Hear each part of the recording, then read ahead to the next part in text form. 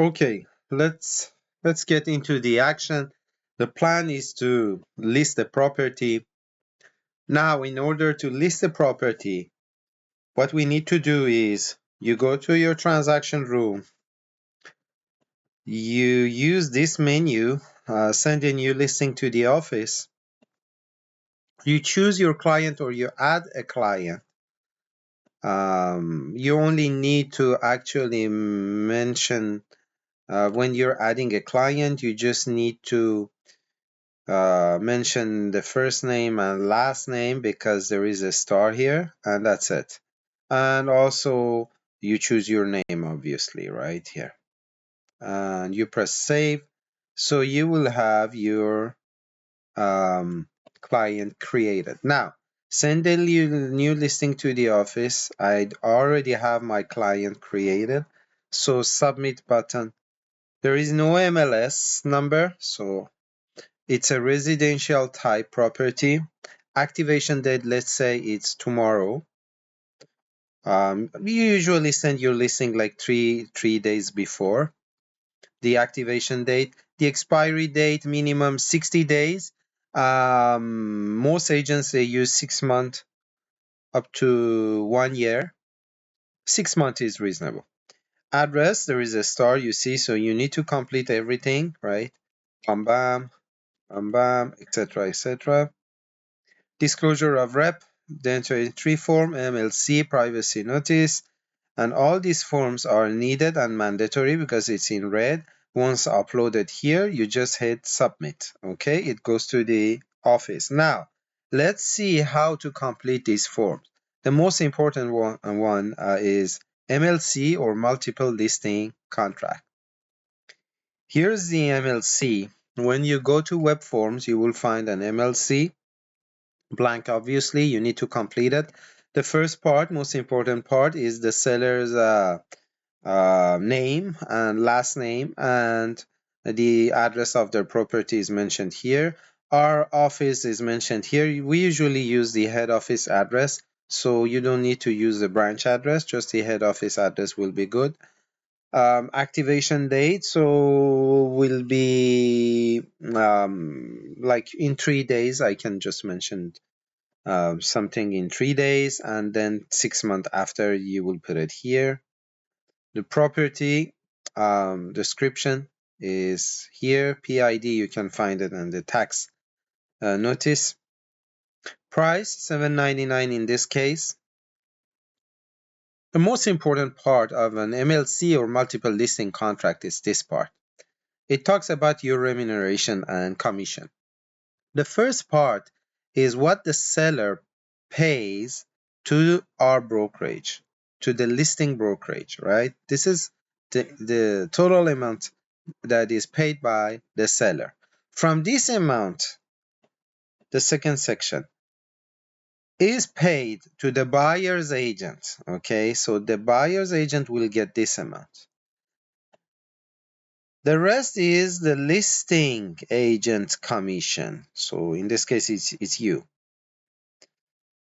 And the very last one is if there is no buyer's agent involved, meaning that I give you an example. You're in an open house and there is an interested person coming to you. You ask that person, do you have an agent? The individual says no. You become happy because there is no buyer's agent involved. Then you will get this amount. Now, how do you actually calculate this? Well, basically, this is something negotiable, totally. Let me talk about the first three parts first, and then we will talk about the very last one. So the first one we said is the total amount paid by the seller. Okay. The third part is what is paid to you, what you get. The second part is what is paid to the buyer's agent. Now, if there is no buyer's agent, what is the scenario here? So there are different scenarios. One, it can be the full commission. So some agents, they choose to get the whole commission mentioned in section 1 here. They just copy and paste it right here. So they get the listing agent commission and they get the buyer's agent commission together. So they just copy this part and put it here. Okay. Another scenario is just to get your own commission. So no buyer's commission good put for the seller. Then you mention in this case that you're happy with your own commission without anything extra.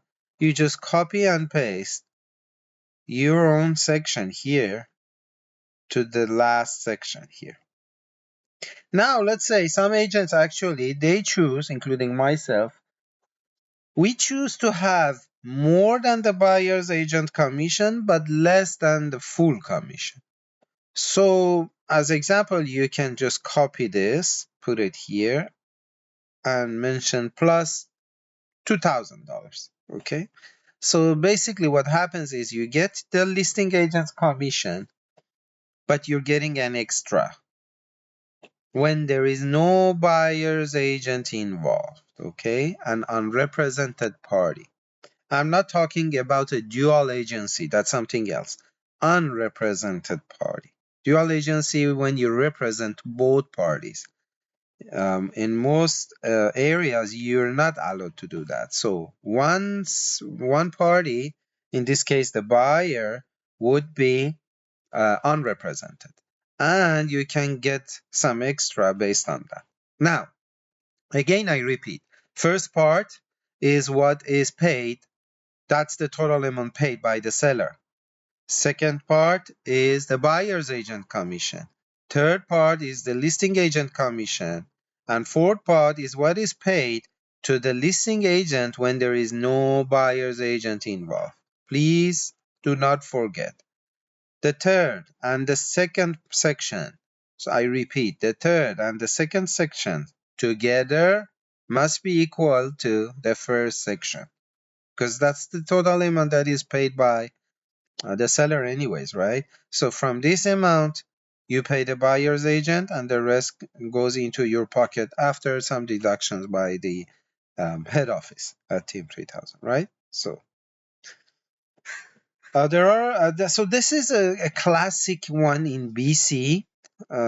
This is it's a norm. We cannot fix, we cannot set any commission and set some rules in regards to commission. Each agent is totally free to choose any commission that the agents uh, actually accepts. So some agents they go for a flat fee, let's say $10,000, and they just tell their client, "Hey, I list your property for 10,000, 7,000, 5,000, whatever, right? You want to charge them." And then, so that's just a norm. It's just to give you an idea, okay, of applicable commissions in BC. But many agents actually they don't follow this. I give you some examples here. That's another agent, okay. The commission is set as below. Here,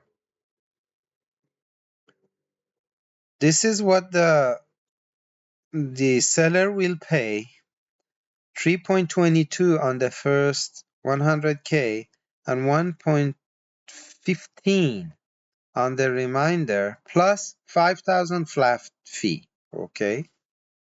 Now, what is paid to the buyer's agent is this amount. So in fact, the first section has been copy and paste here. The third one is what is paid to the listing agent. So in this case, the listing agent is getting a flat fee of 5,000. And now, assuming that there is no buyer's agent involved, then the listing agent is getting more and is happy. 10,000 flat fee. Now, again, let's check these numbers. So we said the addition of the third and the second should be equal to the first, and it is, right? The third and the second together are equal to the first, because that's the total amount that is paid by the seller. Going down, nothing particular, everything is very classic. In regards to this managing broker signature, don't worry about it. Just complete the entire form and ask your seller to sign it. So this is seller signature, and this is the agent signature. So you sign it, date it completely, and you just submit it into that.